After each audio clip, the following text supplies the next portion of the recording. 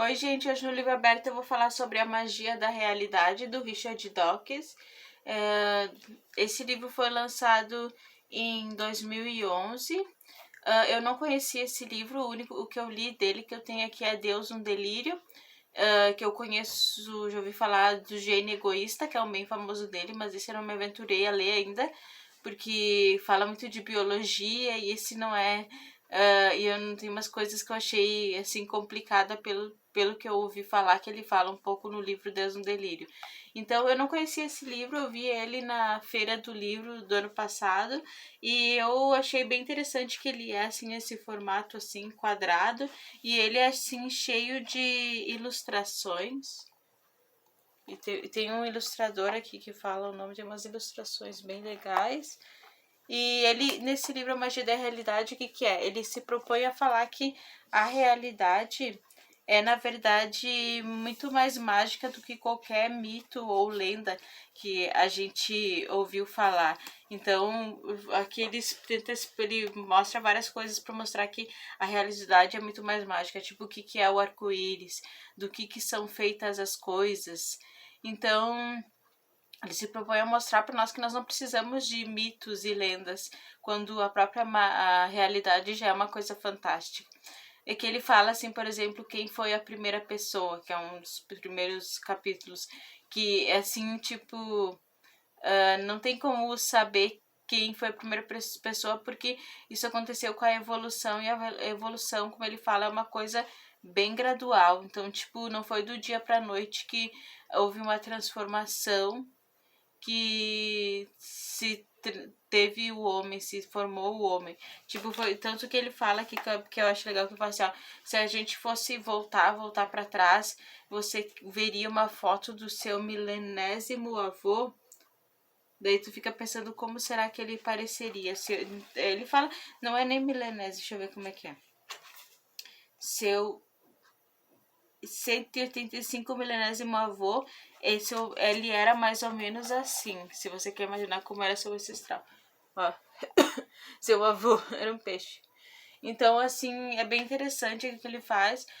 Tem uns capítulos, assim, que eu achei um pouco complicado de entender, por exemplo, no que são feitas as coisas, porque ele fala de química. E exatas não é meu forte, nem química, nem física e biologia. Eles talvez outras pessoas achem que seja fácil, mais fácil de entender. Ele explica, assim, de um jeito, assim, que bem assim mastigadinho, mas eu mesmo assim para mim que não nunca fui assim de exatas, não entendi tudo tão bem assim, e química também nunca foi meu forte na escola, mas ele fala assim desse negócio de que do que são feitas as coisas, de átomos, que somos todos feitos assim de átomos, de substâncias muito pequeninas, e por muito tempo não se soube do que a gente era feito, de que tudo que minha professora minha falava, tudo é química, porque tudo que nós vemos que nos rodeia é feito dessas substâncias minúsculas.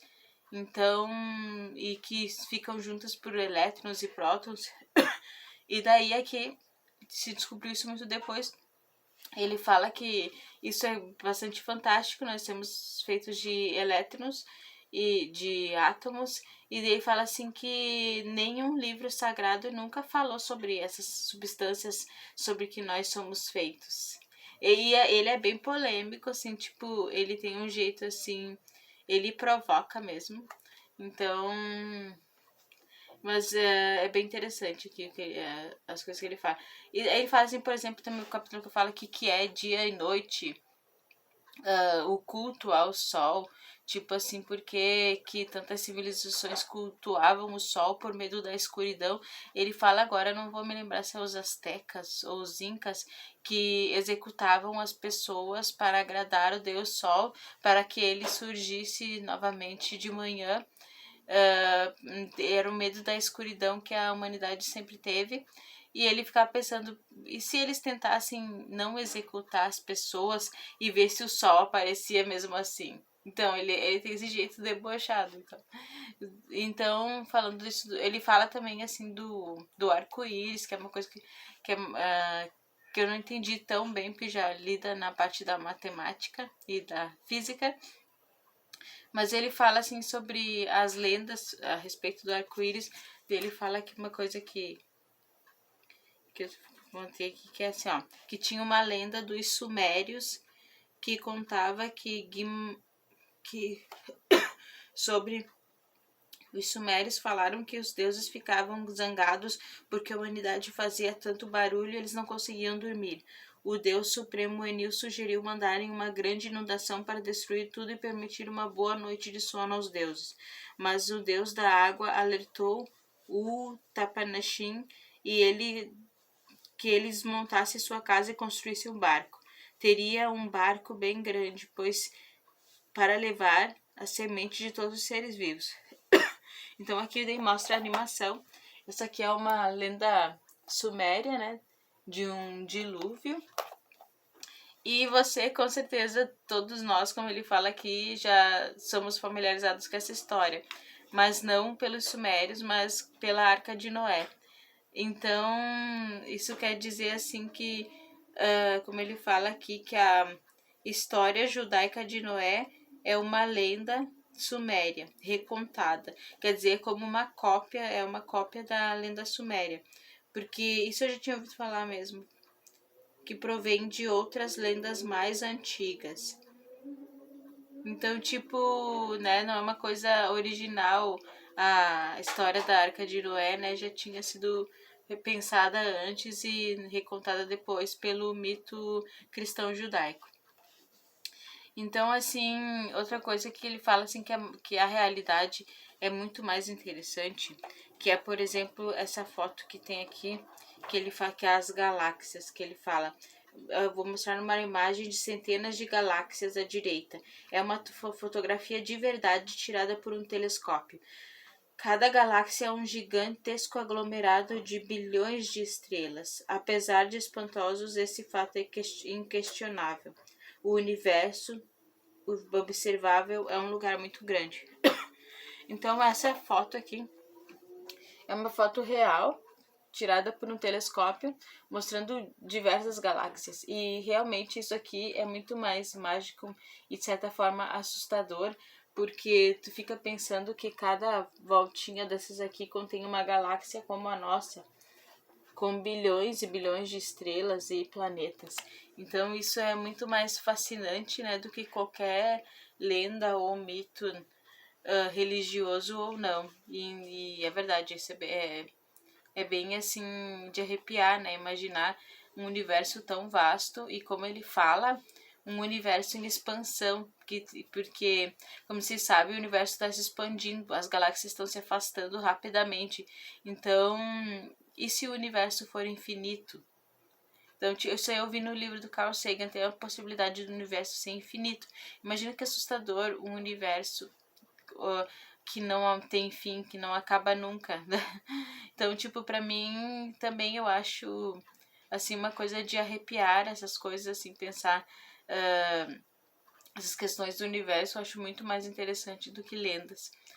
E aí que ele fala também sobre se existe vida inteligente lá fora, e sobre as pessoas acreditar que na verdade existem extraterrestres assim, quase como nós, tipo, em questão de inteligência. E ele fala que quando as pessoas, seu Carl Sagan fala também, que quando as pessoas falam sobre extraterrestres que elas viram ou foram abduzidas, elas falam assim, baseados em coisas que elas viram em filmes, em imagens de extraterrestres que elas viram em filmes. Então, tipo, os filmes, assim, influenciam na hora da pessoa criar esse extraterrestre na cabeça dela. Sim, passando um pouco assim. Deixa eu ver, tem uma coisa que é um pouco mais para frente, que ele fala do. Gente, devia ter marcado aqui, porque é sobre ele, assim, sobre as placas tectônicas que ele fala aqui, mas sei lá porque eu não anotei. Mas que ele fala assim que sobre acho que eu vou encontrar agora. Que é assim, ó, tipo as placas tectônicas, né, que tu sabe que a gente tinha assim, os continentes eram todos unidos, e ele fala aqui que dá pra ver, por exemplo, aqui essa parte aqui da América do Sul, aqui, ela parece que é uma parte de um quebra-cabeça e parece uma peça que se une à África. Essa parte aqui da América do Sul. E realmente, olha, se tu for ver, olha aqui nessa outra figura, ela é encaixada. Quer dizer que realmente a América do Sul era unida à África. Por isso que tem, assim, essa impressão de que elas são parecidas em formato e parece que elas são parte de um quebra-cabeça que estava unido. E realmente, né, foi as placas tectônicas. E fala que isso acontece, assim, ao longo de milhões e milhões de anos. Então... outra coisa que ele fala, assim, pra finalizar, ele não deixar muito, o vídeo não deixar muito longo, que, assim, tipo, sobre coisas ruins, porque coisas ruins acontecem, no último capítulo ele fala. E ele fala, assim, que às vezes a gente tem essa ideia de pensar que o certo seria coisas boas acontecer com pessoas boas e ter justiça no mundo, mas só que não é assim. Porque nem tudo que é ruim vai acontecer só com pessoas ruins e nem tudo de bom vai acontecer com pessoas boas. Os maus não vão ser castigados assim porque a gente quer, né? Talvez só se for assim pela justiça aqui terrena. Mas assim, não tem assim uma justiça cósmica que vai castigar os maus. Ele fala aqui também que o universo, ele não tem sentimentos, ele não tem ele não é uma pessoa, ele não tem como assim, o universo conspira ao teu favor, essas coisas não existem. O universo não tem a personalidade de julgar se tu é bom ou mal e de fazer as coisas acontecerem. Então a gente tem que se desvencilhar dessa ideia de que não, mas uma hora nessa pessoa vai pagar, só se for por alguma justiça aqui, porque o universo não tem como ver ou se impor. O universo não se importa se a gente é bom ou mal, né? Ele simplesmente existe. Então, porque a gente pensa, não, tem que ter uma justiça. Todo mundo pensa nisso, né? Não tem que ter uma justiça nesse mundo, mas como o Richard Dawkins fala aqui, não tem essa justiça cósmica de que o universo vai se encarregar, né, de dar recompensa.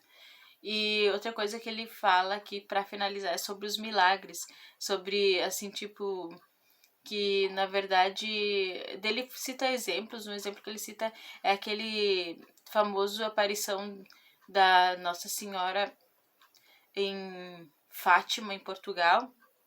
Eu não me lembro bem, eu não me lembro o ano, na verdade, mas acho que é século XIX ou início do século XX, que os três pastorinhos, todo mundo deve falar, acho, que os três pastorinhos Jacinto, Francisca e Lúcia viram Nossa Senhora e ela tinha uma mensagem, ela falou que ia fazer um milagre para todo mundo ver que ela esteve ali, todo mundo se reunia lá.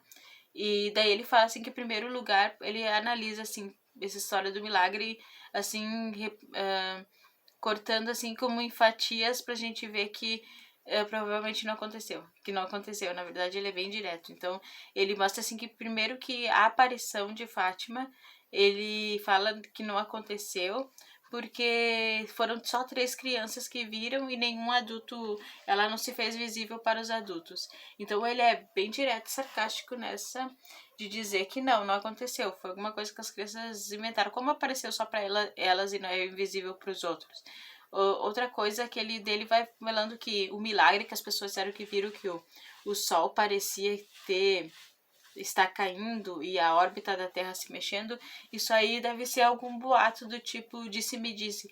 Alguém inventou, foi falando e depois chegou essa ideia de que toda a cidade viu esse milagre, porque ele diz que é impossível, se a órbita da Terra mexe assim do jeito que fala aqui no Milagre de Fátima, acabou o mundo, né? Tipo, acabou pra nós. Então ele tem um jeito assim bastante ácido de falar, de falar principalmente em questão da religião. Mas eu gostei desse livro, eu gosto desse autor, do Richard Dawkins. Então tentei não deixar muito longo porque tem bastante coisas interessantes aqui. Eu vou mostrar o que eu tô lendo e é um livro que vale a pena. Vocês entendam melhor a parte da química, que ele explica sobre átomos e prótons, mas eu nunca fui boa nisso nem no tempo do colégio.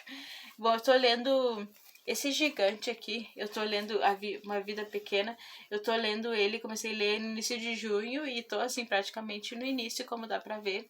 Eu não sei, eu achei que eu ia um mês lendo, um mês e meio, mas eu acho que vai 2, 3 meses, mas tá bem legal, sabe? É bem fluido. É a história dos 4 amigos que passaram dos anos. E eu tô relendo pra fazer resenha. Já li esse livro acho umas 2 vezes.